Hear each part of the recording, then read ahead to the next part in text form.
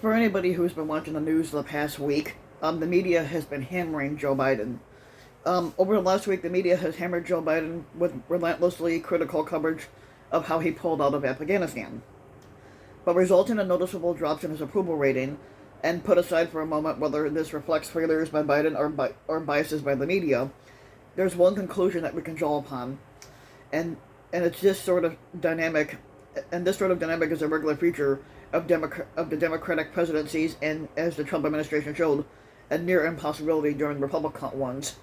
Um, but wait, if you're thinking, didn't the media hound Donald Trump for 4 straight years, at least as hard as it's hounded Biden over the past week?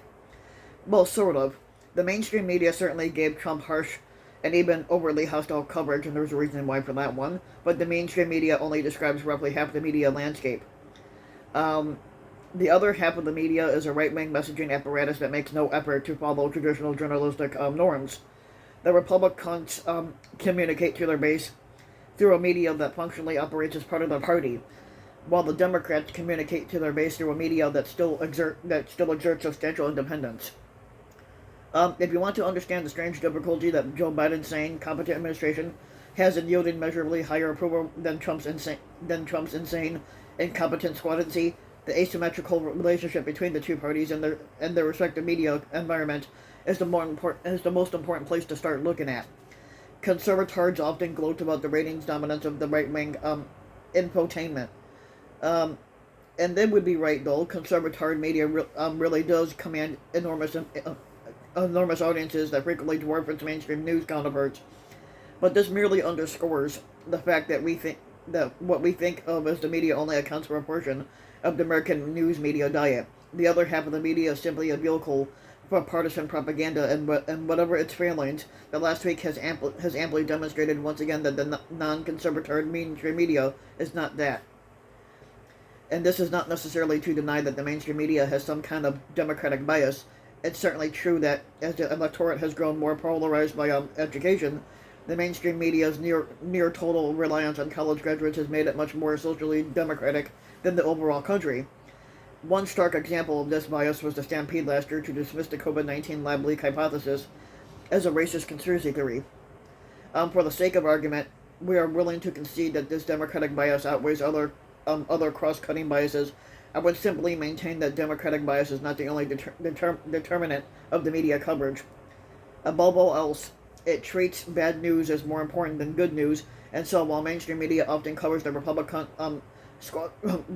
squatters critically, it meets out the same treatment to Democratic presidents. For instance, the American media's coverage of COVID, which is excuse me, which a study found to be more relentlessly negative than any coverage in almost any other country, probably hurt Trump anyway. But now it's hurting Biden. Even many situations that a Democratic president handles almost perfectly. Think of President Obama's an innovative response to the BP oil spill or the Ebola outbreak will produce a little reward. Just scary headlines disappearing and the subject being dropped in favor of the next looming disaster. Traditional journalistic norms may have weakened, especially in subjects like culture and sports, but they remain intact in most newsrooms, and especially in the political coverage. Those norms enshrine a certain definition of objectivity that implicitly favors, in addition to social democraticism, hawkish foreign policy, deficit reduction, and bipartisanship. Putting aside the ethics of the media's approach, the political effect seems clear enough.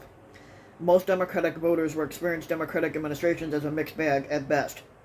The Republican voters who mostly absorb the news through the party-aligned media will experience Republican administrations as an unmitigated triumph.